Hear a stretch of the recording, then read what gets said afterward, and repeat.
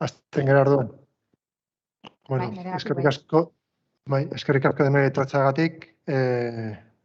Gaurko Ezoizko Udal Batzarrari, azten gara batzordekin. Bai bakarrik esatea, Ainara de Miguel ezin dagoen hemen, orduan telematikoki egongo da, eta bere asistentzia bermatuta dago. Azten gara lehendabizi puntuakin, lehendabizi puntua bezala dakagu, 2022 urtetako autotaxi zerbitzuen tarifak onartzea. Erabakia da, 2022ko abenduaren 2ko ebazpenaren bidez Euskadiko prezioen batzordeak onartu zituen autotaxietako bidaiaren hiri barruko garraioaren zerbitzu publikoa emateko Euskal Autonomia Erkidegoko zenbait udalek aztertuko 2021 urtetako tarifak. Ikusita Getaxi Gipuzkoako taxien elkartea eta Agitax Gipuzkoako taxien elkartea, Asociación Guipuzcoana del Taxi elkarteek egindako idatziak zeinetan udaletxeek 2022ko autotaxien tarifa onartzea eskatzen zen, proposamen horretan eskatzen zuten igoera bat, 2,9 igotzea proposatzen zuten, landu genuen taxikoko batzordean eta onartu zuen hau batez, eta orduan ekartzen dugu hemen proposamena. Eta lehendabizia ondo iruditzen bazaizue, partidu bakoitza, alderdi bakoitza esaten du bere jarrera, eta gero ja erabakia irakurriko dut. Orduan, Hermes daki zerbait argitzeko, edo zure postura nahi bezu argitu, peseren postura, mesedez? Sí, muchas gracias, señor alcalde. Buenas tardes a todos y a todas. Bueno, en primer lugar, nuestro grupo quería condenar el asesinato machista que ocurrió ayer en Vitoria y, bueno, por lo menos dejar aquí patente de nuestra condena absoluta a estos actos. Bien, en segundo lugar, bueno, es la aprobación de tarifas de servicios de autotaxi. Una vez más, vamos a decir lo mismo, no nos gusta tener que votar esto porque no lo entendemos, pero en fin, como tenemos que hacerlo de momento, pues así lo haremos, ¿no? Se plantea una subida de un 2,9%. Votamos en la comisión que sí, vamos a votar ahora también que sí a esa subida. A diferencia de nuestras ordenanzas fiscales, creemos que hay unas diferencias importantes, ¿no? Esto es un planteamiento de una subida de unos trabajadores, en este caso de una asociación de taxistas, y bueno, entendemos que ellos, si lo entienden justo, nosotros también lo entenderemos, pero bueno, queríamos plantear un poquito cuál era la diferencia entre la subida de impuestos y tasas de una institución y la subida de un impuesto, pues, de unos trabajadores como son estos, ¿no? Entonces votaremos a favor. Gracias. Eskerrik asko, Hermes. Ainara, zure Bilduren jarrera, mesedez? Euskal Herria Bilduk ere bat egiten du Partido Sozialistaren gaitzespenarekin, bat gehiago ez dugu nahi gure plazetan, eta asteburu honetan Gasteizen gertatutakoarekin eta edozein biolentzia matxistarekin gure repulsa osoa erakutsi nahi genuke. Eta bigarrenik, taxien gaiari lotuta, guk aldeko bozka emango diogu. Eskerrik asko, Ainara. Mikel EJren jarrera. Esaten joan urteroko diskurso berdina daukagula, alegia naiz eta gustatu ez gustatu, azkenean urtero Jaurlaritzak, azkenean bera da Eusko Jaurlaritzak kudeatzen du Euskadiko prezioen batzordea eta berak ofizialki onartzen ditu tasa edo prezio hauek, baina horren aurretik eskatzen duen izaten da, kasuko herri bakoitzean, aldez aurretikan, beti izaten da azaroren aurretikan bialdu behar da, beraz horregatikan iraila urrian urtero tokatzen zaigu lantzea gure udalbatza honetan, aldez aurretikan esan bezala udal bakoitzak bere onarpen eman behar du tasa onartu horretikan. Egia da azkeneko 3 urteetan, Buruntzaldako taxi batzordean, hor hartzen da normalean erabaki edo proposamen hor luzatzen da, eta hor gogoratu behar dugu, daudela Buruntzaldako taxi batzorde osatzen duten 6 herriak, Astigarraga, Hernani, Urnieta, Andoain, Lasarte eta Usurbil, eta baita ere batzorde horretan daude herri horretan bakoitzean lan egiten duten taxisten ordezkariak edo taxisten arduradunak. Horien artean azken 3 urteetan 0 igoera izan da, 0 igoera aplikatu da, igoerarik ez izan, eta urtengoan imaginatzen dut jasotako proposamenean edo taxi batzorde horretan planteatzen zuten igoeratxo hori, 2,9ko igoera hori, eta proposamen hori landu edo bozkatuko da 6 herrietan, 6 herrietako onarpena behar dalako, eta guk ere momentu honetan hori planteatzen dugu, eta horrekin bat egiten dugu. Eta Gasteizko kasu horrekin, evidentemente, erailketa horrekin salatu beharra daukagu, eta biktima hilako persona bada, baina atzetik beste 2 biktima gelditu dira, hain zuzen ere, 17 eta 13 urteko seme-alabak, horiek ere gaur egun nolabait ere, biktima bezala aitortuta gelditzen bai dira. Eskerrik asko, Mikel. Herme zerbait gehiago, Ainara zerbait esateko?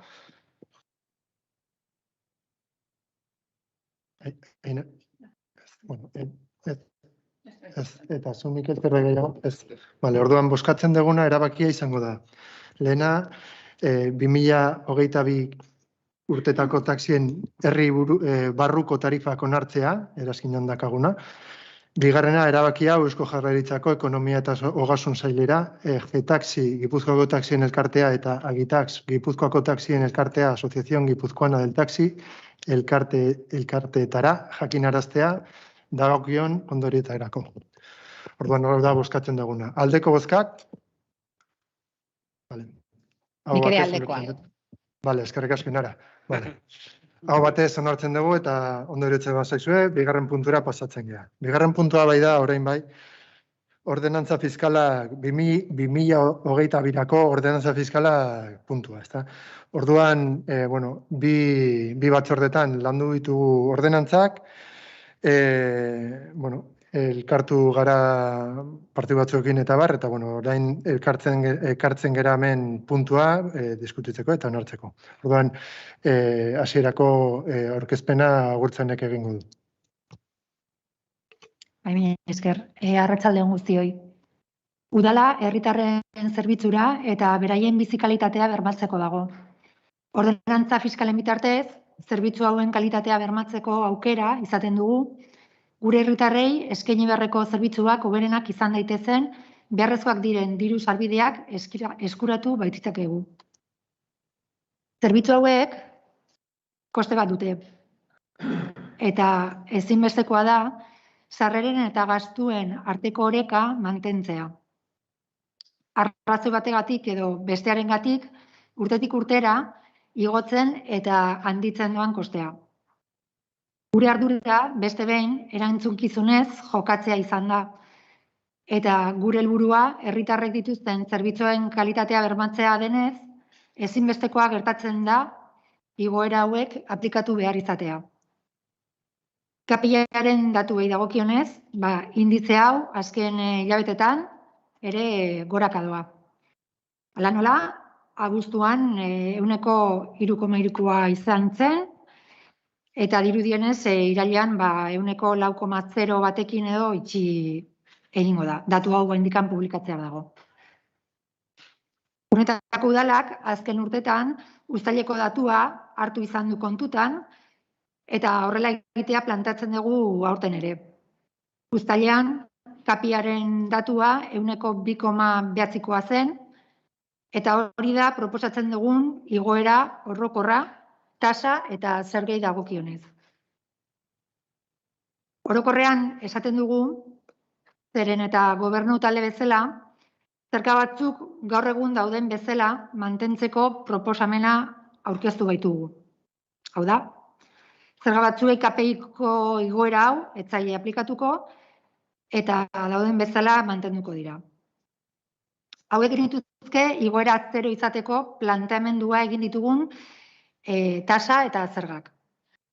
Ura eta estoldeari dagozkionak, eta gizarte zerbitzuen arloan adinekoen tutoretzapeko etxe bizitza zerbitzukoak, etxezetzeko laguntza zerbitzuarenak, eguneko arreta zerbitzuarenak, jabetze eta guraso eskoletakoak, baratze ekologikoetakoak, eta saroben eskaintzen diren zinea eta beste emanalitako sarrera eta bonotakoak.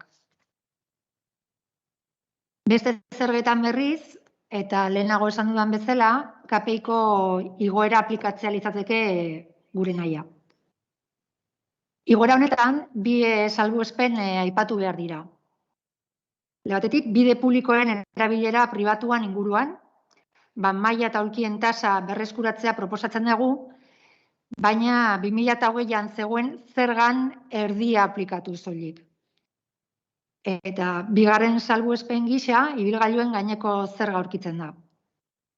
Geroxeago aipatuko dugun bezala, jasangarritasun eta efizientzia energetikoaren alde ordenantza hauetan harturiko erabakitako batek ibilgailuen zergari eragiten dio. Kutsatzeko arrisku handiagoa dute zaldi fiskal gehiago dituzten ibilgailuek, beraz, hauei aplikatzen zaizkien koefizientziak igotzea proposatzen dugu. Hauen tasak garestitu egingo dira, eta, labur bilduz edo gehiago kutsatzen duenak, gehiago ordainduen dezala.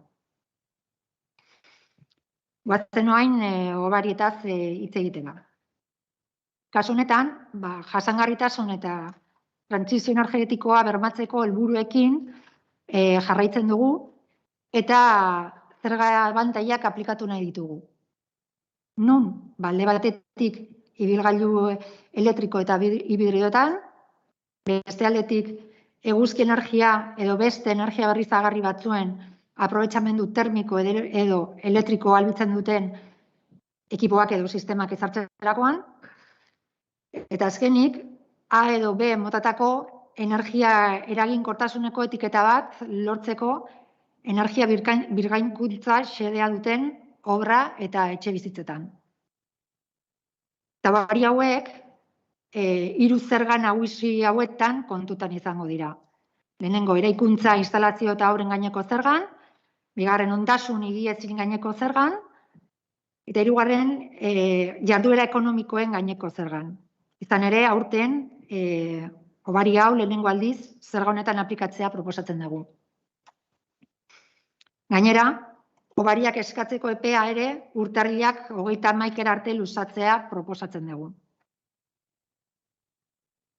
Azkenik, gobernu taldeak berdintasun politika aurrera eramateko konpromiso politikoa du, eta hirugarren berdintasun planaren lehentasun politiko bat bizitzen zaintza da.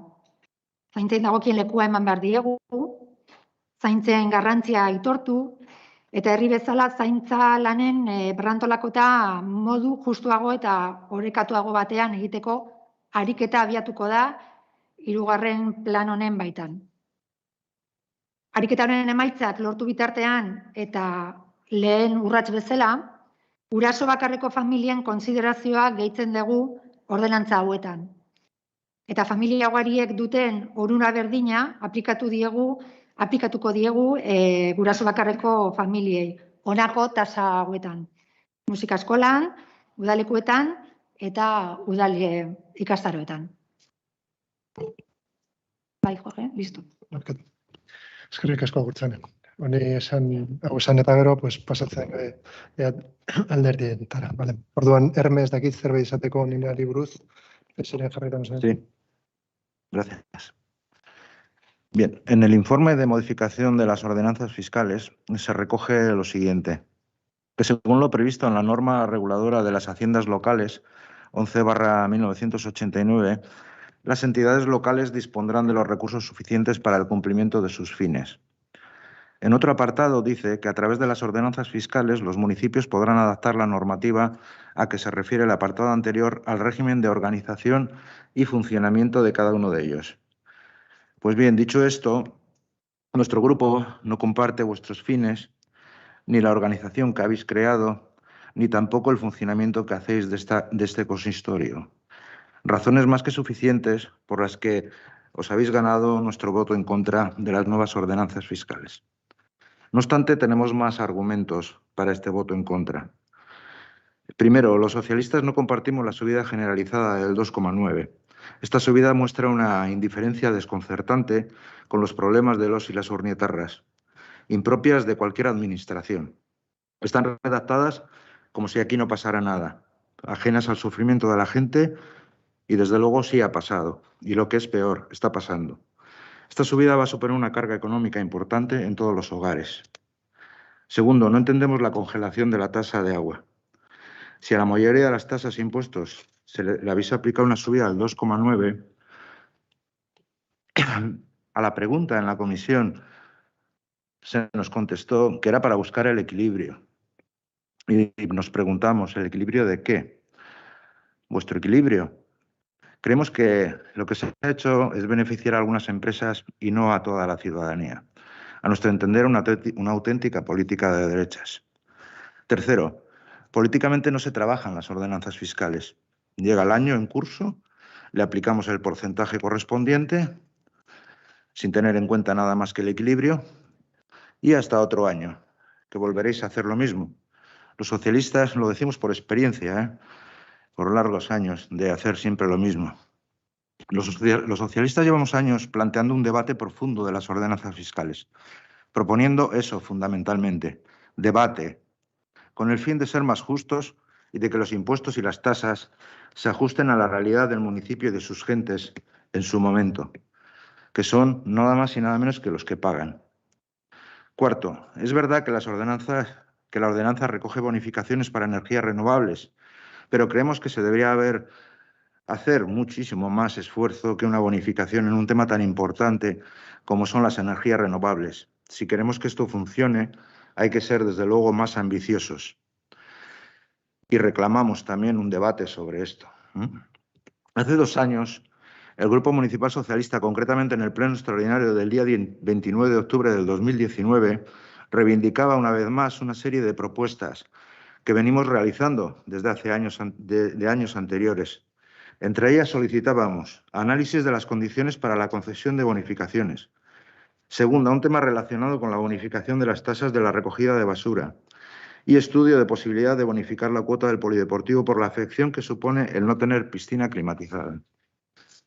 Seguimos diciendo, tal y como recoge el acta, que nos gustaría que a lo largo de este año, el año 2020, se analizaran las cuestiones planteadas con el objetivo de ser más justos en cuestión de bonificaciones. Bien, ha pasado un año, ni el alcalde ni ninguno del miembro del equipo de gobierno ni la presidencia de la comisión han hecho caso a estas propuestas registradas nada más y nada menos que en este pleno. No es nuevo, viene de largo. Y esto significa, una vez más, que no tenéis palabra y que utilicéis la mayoría absoluta para impedir que cuanto menos se debatan propuestas de la oposición. En ese mismo pleno, el entonces alcalde Miquel Pavola manifestaba, entre comillas, que no cree que estos temas deban esperar a la elaboración de las ordenanzas fiscales, que serían temas a tratar en las comisiones informativas a lo largo del año. Esto se decía en 2019.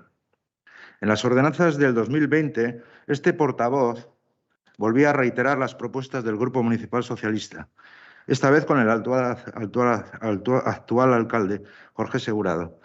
Mismo resultado, caso omiso. Por todo ello, nuestro grupo va a votar en contra de esta propuesta de ordenanzas fiscales por exagerada en la subida, por el poco empeño que se le pone, por el escaso trabajo que se le dedica, por la falta de voluntad política para acordar, poca consideración a la oposición, que la mayoría de veces también se toma mucho trabajo para que luego el PNV pase el rodillo. Estos son más que unas ordenanzas fiscales. Esto es un claro ejemplo y reflejo de vuestra gestión. Votaremos en contra.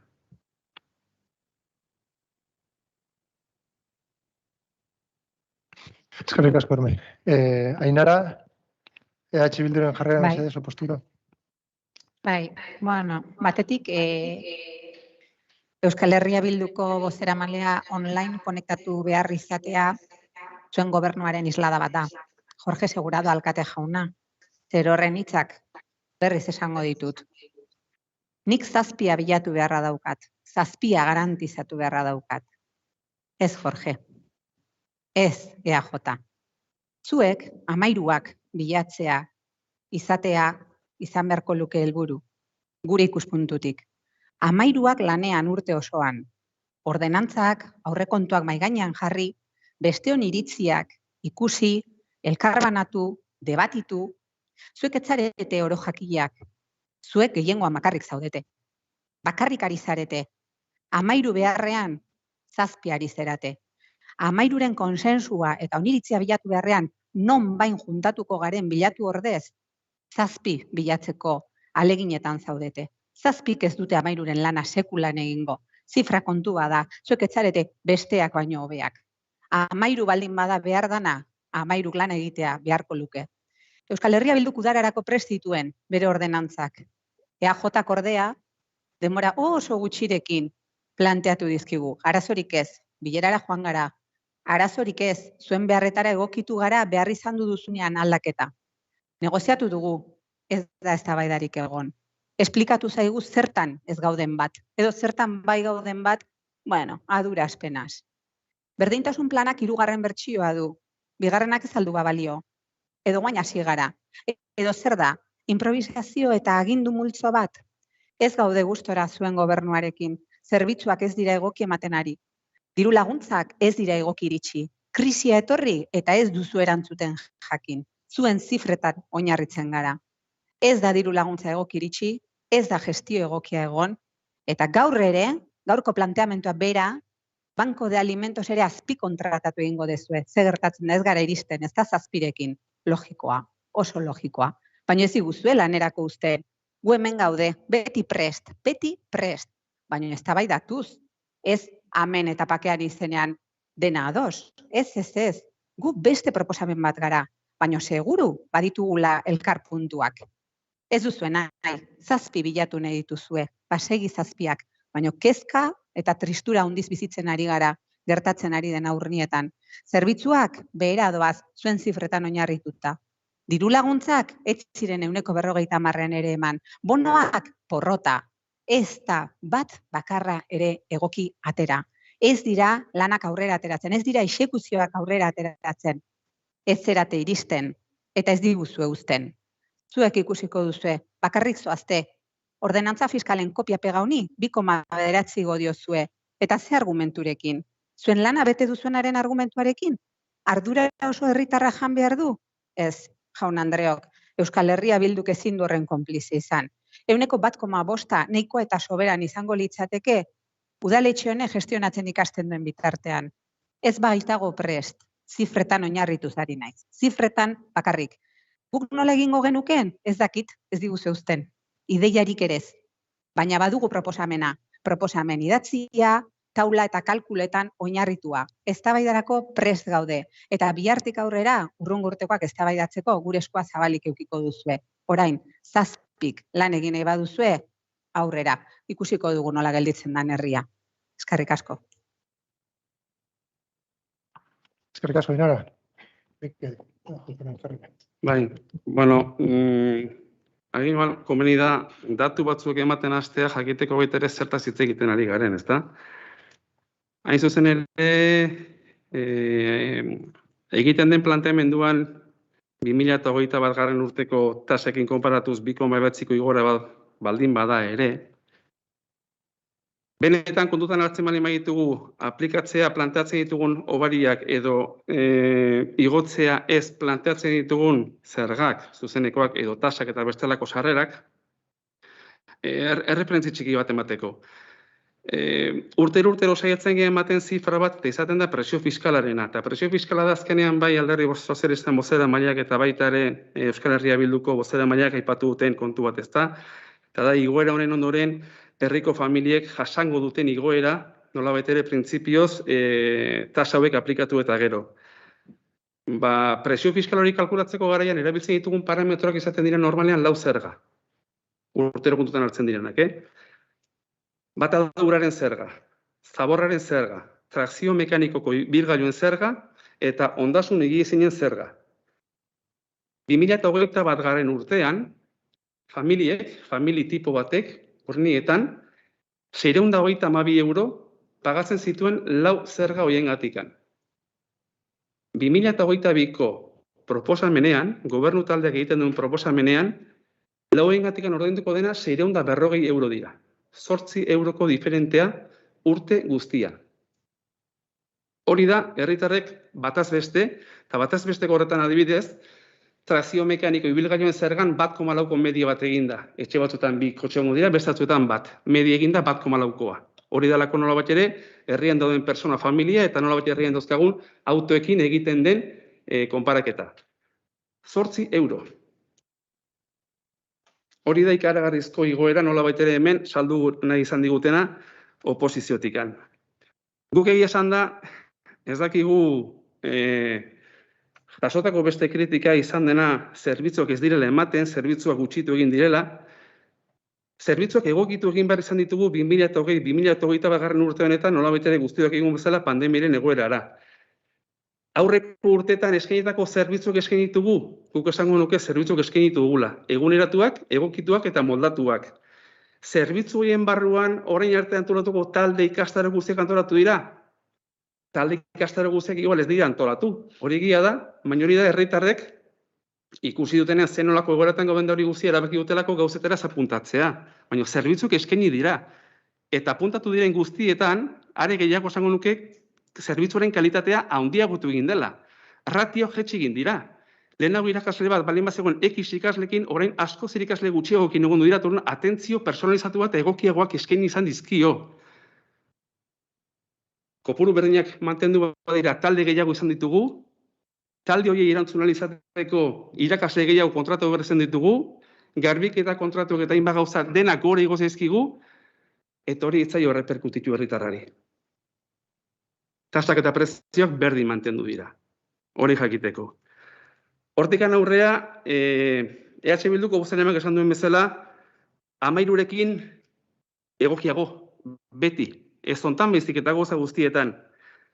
Baina batzorde informatiboan ikusita zeintzen eszenarioa eta ikusita oposizioko bi alderdiek eta hori guztia ezezko bozka emango zutela, evidentemente erantzukizun jokatu eta alkateak esan zuen bezala, guk ordenantza hauek ateralizateko beharrezko bozkak behar genitun. Eta EH Bilduko bozeramaileak plantatu zizkigun orduetan eta bar, ez geneuzkan kopuru horiek. Ez geneuzkan 7 zinegotzi etortzeko modukoak. Eta guk, evidentemente, gure erantzukizunagatikan eta bar, nolabait, plantatu dugu, arratsaldeko 7etan, normalean, batzuetan guzteko sortzen egiten, baina normalean egiten diren bezala pleno guztiak. Eta espalin bada zuzen ere, behintzat telematikoki bozeramaile guztien presentzia bermatuta daukagu. Guk gaur onartzen ditugun ordenantza hauekin eta hori guztia, 2021 eta 2022 konparatuz, 58.000 euro gehiagoko sarrerak izango ditugu. Kontutan izan da zuzeneko zergak, zeharkako zergak eta tasak eta bestelako sarrerak. Gutxi gora bera, horiek dira udalaren sarbideen 48% eta suposatzen dituzte 4,5 milioi gora. Eta 4,5 milioi gora ditan 58.000 euro gehiago jasoko ditugu hori estimazioak 2022an. 1% baino gutxiago igoera. Beraz, egia da, tasa batzuetan 2,9 igo dela, egia da, trazio mekaniko ibilakorien zergan gehiago igo dela energiaren jasangarritasun inguruko kontzeptu ingatikan, baina egia da ere uraren inguruan ez dela igotzen, egia da ere ondasun higiezinen zerga ere ez dela igotzen, eta horiek nolabait ere baldintzatzen dute zuzenean herritar bakoitzak bere poltsikoan urtean zehar jasoko duen presio fiskala. Eta berriro diot, 8 euro. 8 euro gehiago izango dira ordaindu beharko dituenak familia media batek. Hori da, igoera honekin nolabait ere ateratzen diren emaitzak. Eskerrik asko, Mikel. Herme, bigarren txanda, mesedez. Bueno, cuando nosotros decíamos que todos los años es lo mismo, que esto parece al día de la marmota, ¿no? Es decir, llegan las ordenanzas fiscales, le aplicamos lo que creemos conveniente, que bueno, que tiene que aplicarse porque tal, como es que el mismo argumento es con la presión fiscal, ¿no? Es la varita mágica del PNV en Urnieta. Quiere decir que la presión fiscal no sube, la presión fiscal no afecta a las familias. Bueno, ¿qué quieres que te diga? Al final, la presión fiscal de la gente es si le vas a cobrar 8 euros más. Esa es la presión fiscal. Sí, porque queda muy bonito lo de la presión fiscal, no sube más que 8 euros, pero son 8 euros. En cuanto a lo del agua lo hemos dicho y creemos y estamos convencidos de que es así. Si se hubiera planteado la subida del agua, y no digo un 2,9, sino quizá un 1,5%, no se tendría que haber subido un 2,9% al resto de impuestos, por ejemplo. ¿Por qué no se ha querido subir el agua? ¿Vende bien eso? O sea, no, el agua el 0% subimos, ¿no? El resto del 2,9%, pero el agua el 0%. Y luego cuando hablábamos también de la indiferencia, ¿no?, desconcertante que hay. Llegamos aquí a las ordenanzas fiscales y, bueno, ya lo hemos argumentado, pero es que si miramos atrás al resto del año y a esos servicios que decís que habéis mantenido, que habéis mejorado algunos, claro, hay otros que no es así. Llega el verano, llegan las piscinas, se le reduce el servicio, pero se le cobra lo mismo. ¿Cuánta presión fiscal es eso? ¿En euros cuánto es eso? Hombre, pues yo creo que eso es importante. Ha hablado antes, también EH Bildu ha hablado de las bonificaciones. Hemos asistido aquí a bonos, a bonificaciones, a ayudas. Nunca, creo que de todas las partidas que el ayuntamiento ha destinado a todo ese tipo de cosas, en este caso, en algunas hasta el 50%. En los bonos el 70 y pico por ciento. Pero ese dinero que sobró, no se nos ocurrió decir, bueno, pues vamos a sacar otra remesa de ayudas o vamos no sé, a fomentar otra cosa o vamos a hacer otra cosa. No, para la buchaca, ¿no? ¿Cuánto es eso en presión fiscal también? O sea, es que digo que no es solo venir y poner un 2,9, jugar con los numeritos y decir, solo hemos subido 8 euros, ¿no? Sino es a lo largo de todo el año, ¿no? Nosotros identificamos mucho las ordenanzas fiscales con los presupuestos y con la gestión. Es que van unidos, es un matrimonio, ¿no? Quiere decir, tú dices, joder, solo se va a recaudar 48.000 euros más. Bien, claro. Para eso son los impuestos. Y que quede claro y que conste que los socialistas estamos de acuerdo siempre con los impuestos, ¿eh? Estamos de acuerdo que se paguen impuestos. Porque eso repercute en mejores servicios, si se hace bien, claro. Entonces, 48.000 euros más, ¿para qué? ¿Para qué? Revista, propaganda, no sé, contrato de empresas exteriores, en fin, todas esas cosas, ¿para eso es? Pues no. Para eso, por eso, preferimos que los ciudadanos tengan 8 euros más en el bolsillo que no estar viéndoos en las fotos todos los días vendiendo pues lo que no hacéis, ¿no? ¿Me explico? Es que yo creo que eso es un poco la diferencia, ¿no? Y ahí es donde vamos nosotros. Y nada más. Yo creo que queda bastante claro por nuestra parte. Y luego, pues bueno, una vez más, lo vamos a pedir este tercer año, digo, para que cuando llegue el año que viene, pues volveremos a decir, en el 2019, en el 2020 y en el 2021, nos comprometimos o propusimos encima de la mesa debatir las ordenanzas fiscales de una manera seria y profunda, ¿no? Y en cuanto a los plazos que se han manifestado aquí, el primer día que se presentaron las ordenanzas fiscales ya se venía con el calendario. O sea, quiere decir, no presento las ordenanzas fiscales y, bueno, os damos la oportunidad de presentar propuestas, se nos ha dado, no digo que no. Se nos ha dado la oportunidad de presentar propuestas, pero habrá una comisión tal día y a tal día va al pleno, ¿no? O sea, esos son los plazos. Esos son los plazos de acuerdo, de debate, de votación. Entonces, hombre, no sé, reflexionar un poquito solo, Digo, si tú vienes aquí, nos planteas las ordenanzas fiscales y nos dices que la semana que viene hay una comisión y a la semana siguiente se van al pleno, hombre, no sé, eso como facilitador no es mucho, Pero bueno, una vez más, volvemos a decir en este pleno que nos prestamos, tal y como dijo entonces Miquel Pagola, a que se desarrolle durante el año todo ese estudio de bonificaciones, de impuestos, de tasas, porque yo creo que hay mucho de qué hablar, ¿no? El tema de la basura también nos preocupa. Todavía hay gente que está pagando mucho dinero por la basura y queríamos sacarlo a debate para ver qué se podía hacer. O el tema de las piscinas climatizadas, que estamos viendo, claro, evidentemente que no la va a haber. Y eso supone un serio coste a cualquier familia, ¿no? Entonces, y luego el resto de bonificaciones. Hemos dicho aquí cantidad de veces que creemos que tenemos que ir más, si se puede, por los ingresos que no por meter a todos en el mismo saco, ¿no? Lo decimos en familias numerosas, por ejemplo, lo decimos también en nuestros jubilados. O sea, no puede ser que que se le bonifique lo mismo a un jubilado que cobra una paga de 600 a uno que cobra una paga de 1.800. No puede ser. Por lo tanto, son temas que poníamos encima de la mesa para valorarlos. Y luego el tema de las energías renovables, que creo que tenemos que hacer un esfuerzo, así como aprobamos la moción hace muy poquito aquí en este pleno, y tenemos que hacer un esfuerzo importante, muy importante. Hay ayuntamientos que están haciendo, yo creo que sería cuestión de estudiarlo también, haciendo cosas muy importantes, incluso no cobrar absolutamente nada ni del impuesto de obras y bonificar algo más de lo que se puede bonificar. En fin, que no quiero entrar aquí en el debate porque este no es el sitio del debate. Quiere decir, el debate se tiene que dar antes, ¿no?, de llegar aquí. Pero bueno, sí queremos dejar de manifiesto otra vez que, bueno, que llevamos unos años proponiendo algo que esperemos que algún día, algún año de estos, pues llegue. Gracias. Eskerrik asko. Ainara? Ainara? Bai, barkatu. Bai, mugitzen venga, ari bigarren, nintzen. bai, lasai. Bigarren txanda, mesedez. Bai, bueno, nik benetan, Mikel Pagola jaunari, EAJ-ko bozeramaileari, esan nahi nioke ni bizi naizen herria ez dela bera bizi. Ze ez dugu inolaz ere realitate berbera bizi.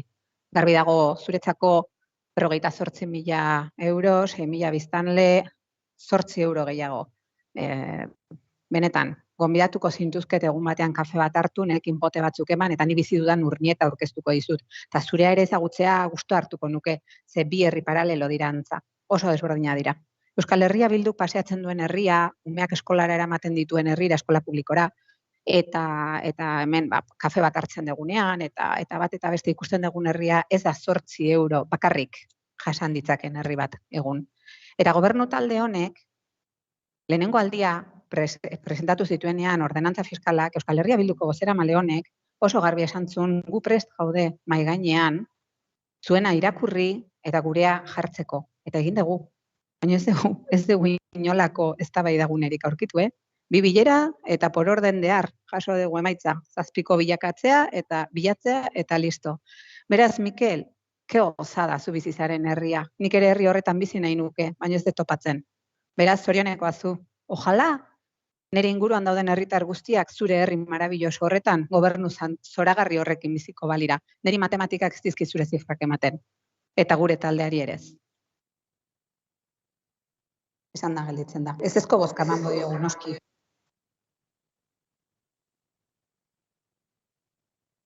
Bai? Vale, eskerrik asko, Ainara. Mikel, EAJaren bigarren txanda. Herri berdinen bizi gara, Herri berdinen bizi gara, ni bintzat arantzematen dut.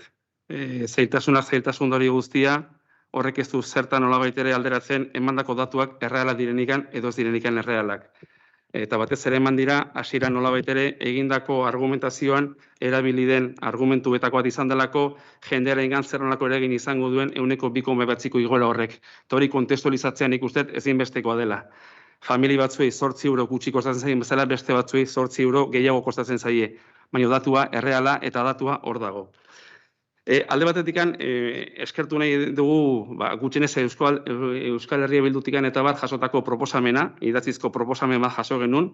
Beste gauza bada proposamen konkretu eta zehatzak baino gehiago gure ustez behintzat intentzioak gehiago zeudela eta horragian nolabait ere 2022ko ordenantzetan aplikatzeko zailtasunak izan balin baditu ere aurrerantzea begira zaintzaren inguruko kontuak eztabaidatu beharko genituzke, genero arrakalak sortzen dituenak eztabaidatu beharko genituzke, eta bar. Nik beste gogoeta batekin natorkizu eta horrekin bukatzen dute. Gaurkoan, gobernu taldeko kide bezala defendatzen zaigun edo erabili dugun argumentu bera, edo oso antzekoa behintzat, egun hauetan, Gipuzkoako lurraldeko gainontzeko herri guztietan, kolore desberdinetakoak diren arduradunei tokatzen ari zaie egitea. Herri horietan, gobernuan dagoen figura eta oposizioan dagoen figurak paper eta rol berdina jokatzen du kolore bateko izan edo besteko izan. Bai gobernatzen egon edo bai oposizioan egon. Bai plantatzen den igoera 1,5koa, 2koa, 2,9koa, 4koa, edozein izan da ere jarrerak eta rolak berdinak ditugu. Eta nik uste horrek azkenean baita ere guzti hori, ez bakarrikan gobernuan gauden arduran politikoei, bezik eta arduran politiko guzti hori gogoeta batetera eraman behar gaituela, eta zintzotasunez ere jokatzea eraman beharko gintuzkeela. Ze askotan, askotan ez, oso nekezak eta oso zailak izaten dira, gobernu taldeko ekiporen batek A proposamena, B edo D proposamena egiten baldin badu ere, bi talde politikoen, hiruren edo talde politiko guztien babesa jasotzea. Gobernu izan, oposizio izan, rolak oso ondo definituta duelako eta bakoitzak bere lekun eta bere momentuan esan beharreko gauzak oso garbiak izaten direlako. Orduan nik zentzu horretan nolabait ere, ireki beharko diren hainbat gairen inguruko lanket egiten dugunean, gai honen inguruko gogoetak ere bertan sartzea gustatuko litzaiguke. Eta evidentemente guk baiezko bozka emango digu ordenantza 2022ko ordenantza fiskalen proposamen honi. Eskerrik asko, Mikel. Bueno, pues jarrerak azalduta gero, nik uste du ja pasa behar dugu ja bozkatzera, ez da, orduan erabakia izango zen. Lehendabizia, lehenengoa, 2022ko ordenantza fiskalen aldaketaren hasierako onarpena ematea, onartzea. Bigarrena, 30 lan egunez iragarki hau gaun argiratu da eta urrengo lan egunetik hasita agenda horreko informazio aldian jartzea, interesadunek, espedientea azter dezaten eta bidezkoak didizkioten erreklamazio eta iraidokizunak aurkez ditzaten. Adierazitako jende horreko informazio aldia igar ondoren ez balitz aurkeztu erreklamazio edo oharrik behin betiko onartutzat joko da, aipatutako behin betiko akordio erabaki berriz hartzeko beharri gabe. Odan da bozkatzen duguna. Aldeko bozkak? Abstentzioak? Kontra? Ni ere kontra, Vale, eskerrik asko. Ni kontra. Argi gelditu da. Eskerrik asko. Vale. Barkatu etetea, baina ni lanean nago eta ja deskonektatuko naiz eta Euskal Herria Bilduko kideek jarraituko dute bilerarekin. Eskerrik asko inara. Eskerrik asko urren arte. 3. puntura pasatzen gea, eta 3. puntuan dakagu kreditu... Besterik gabe jakiteko, Ainararen bozkak abstentzio bezala kontatuko dira mendik horrea, bale? Legeak ala diolako. Eskerrik asko ja. Urrengo puntura pasatzen gea, 3. puntuan, eta hemen kreditu aldaketa badakagu, antolakuntzan azaldu genuen, eta hemen dakagu, bueno, pues, kiroldegian atera dira lan batzuk, ezinezko, o sea, que irremediablemente hay que hacerlos, entonces lo que la Dirección de Obra nos propone es una serie de modificaciones, de cambios o trabajos a realizar. Entonces, para eso el importe IVA incluido es de 413.000, el que se hace en el cambio de crédito. Es un importe grande, pero no se considera modificación sustancial, ya que el montante de la obra es bastante superior, ¿no? Las obras se darán cuenta cuáles son concretamente en la comisión de Lurraldea de la semana que viene, pero a grandes rasgos serían la sustitución de los lucernarios de la cubierta a la pista multideporte, actuales por unas actualmente de policarbonato por unos de vidrio bajo emisivos, necesarios para el cumplimiento de la normativa, colocación de un grupo de presión para garantizar el funcionamiento de las vías en la instalación, aislamiento acústico en la partición de los boxes, cierre del anillo del abastecimiento de agua para garantizar el suministro en caso de avería en el resto del pueblo, de las zonas de allí del pueblo, sustitución de las puertas y marcos por otro material, preinstalación de gas hasta la sala calderas, etc. ¿no? Como digo, se dará cuenta concretamente en el bachorde de Lurraldea de todas las cosas y importes y demás, pero bueno, el punto que se trae ahora es ese. No se ha pasado antes, pues por la urgencia del punto para poder gestionar la exposición pública y demás. Bueno, y eso es un poquito. Herme, es de aquí, Pesera en Jarrera, edo zerbait esateko. Sí, bueno, en principio curioso, ¿no? Que primero se apruebe la modificación puntual y luego se nos informe en una comisión de las cuestiones, ¿no? Eso es cuanto menos bastante curiosillo. Bien, nosotros sabéis nuestra opinión, pero vamos a seguirla manifestando. No estamos de acuerdo con ese polideportivo.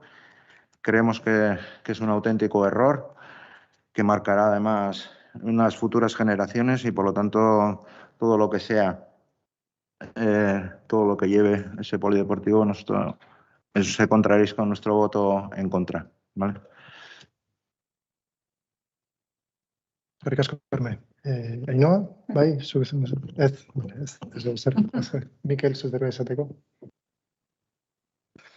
Vale. Bueno, pues orduan, bozkatzen duguna, kasu honetan izango zen, akordioa izango da lehenengoa, kreditu aldeketaren espedienteriaz hasiera ematea, kreditu gehigarren modalitatean, 2021 dagokion udaleko aurrekontuaren barruan, han ditugu partida, zeintzuk nondik ateratzen da dirua eta nora doa, partida kiroldegekoa izango da.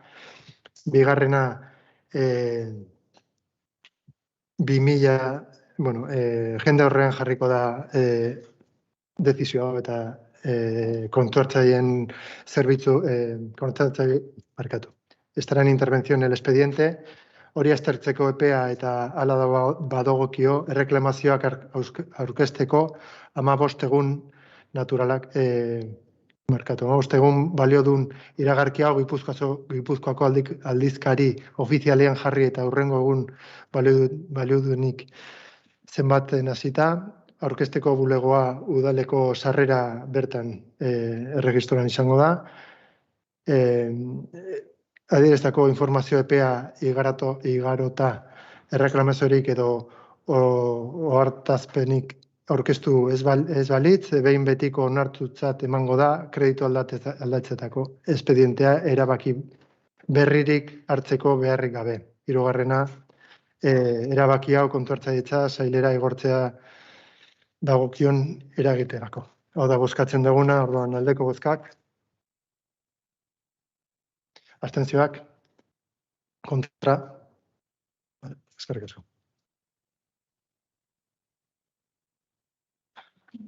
Laugarren puntua dakagu Beterriburuntzako mankomunitatearen estatuen onarpena. Bueno, bere garaian ja onartu genuen estatutuen, baina Foru Aldundian aurkeztuta gero aldaketa batzuk proposatu diguten, eta horien ikusita gero erabakizu genuen aldatzea. Hau pasa genuen makro batzorde batean zinegotzi guztiak hain geuden, eta onartu genuen, eta orduan pasa berdugu onartzeko hemendik, plenotik.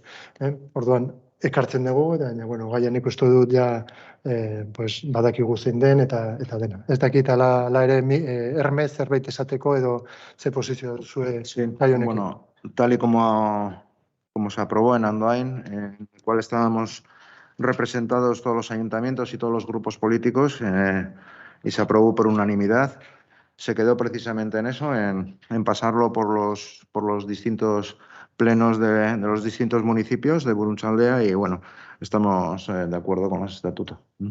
Eskerrik asko, Arme. Ainhoa, zerbait esateko? Mikel, zerbait gehiago? Ez, badala garaia, hainbat urte eta gero berria estatutuak onartzen ditugun, osatzen den garapen agentzia, eta hortikan aurrera gaur egun dauzkagun edo abian jarri beharko dituzken proiektu berriei, lehenik eta azkarren abiada edo martxak hartzen digun eskualdik perspektibarekin horreko urnetari oniritziek areko beti. Onura, ez oniritzia, onura. Eskerrik asko. Herme zerbait gehiago? Ez, orduan, erabakia izango da. Lehenengoa, Beterriburuntza mankomunitatearen estatutuak behin betiko onartzea. Bigarrena, akordio honen berri ordezkari gisa izendatuko zinegotzei Andoain, Hernani, Astigarraga, Usurbil eta Lasarte Oriako udalei eta batzorde kudeatzaileari ematea, azken honetako lehendakariak behin udalek akordio guztiak hartuta erabakia eta onartuko estatutuen testua Gipuzkoako aldizkari ofizialen argitara ditzan. Hori da buskatzen duguna. Orduan, aldeko bozkak. Vale. Hau batez, eskerrik asko. Bigarren puntuan, eta...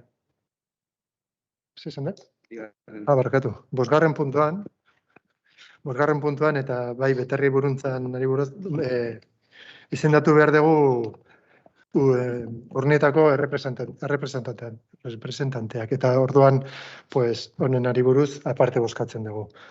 Horrela eskatu zuten eta horrela egiten dugu. Vale. Orduan, gure proposamena izango da, hasieran titularra izatea ni neu, Jorge Segurado titularra bezala, eta Agurtzane Merkader, eta ordezkoak Lucia Goñi eta David Rosco. Vale. Hala ere, bueno, bozkatu baino lehen, Herme, zuen jarrera mesedez, PSren jarrera. Sí, bueno, ya lo dijimos en la comisión. A nosotros nadie nos ha pedido el voto, por lo tanto, como nadie nos ha pedido el voto, no nos vamos a votar a favor. En otros ayuntamientos, pues dependiendo de la composición o no composición o qué acuerdos han tenido, pues han hablado y han llegado a acuerdos y se ha puesto se ha hecho de otra manera, pero bueno, en este caso no ha sido el caso de que no se ha hablado con nosotros, no se nos ha pedido el voto, por lo tanto, cuando no se pide, no se da. Votaremos en contra. Eskerrik asko, Herme. No, zerbait esateko. Mikel, zerbait esateko.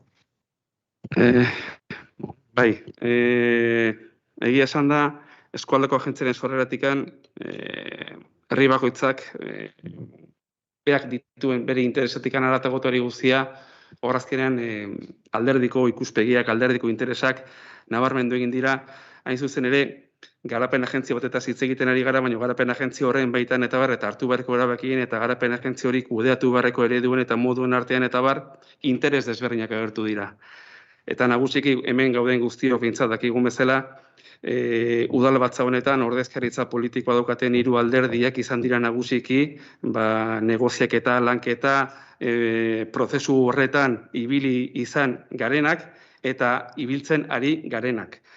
Zentzu horretan, negoziazio egiten eta hori guztia, alderdi bakoitzak etorkizunera begira hartu beharreko erabaki horietan eta bar, udalbatza bakoitzean zegoen konfigurazioaren arabera, ahalik eta ordezkaritza gehien handiena izaten saiatu da.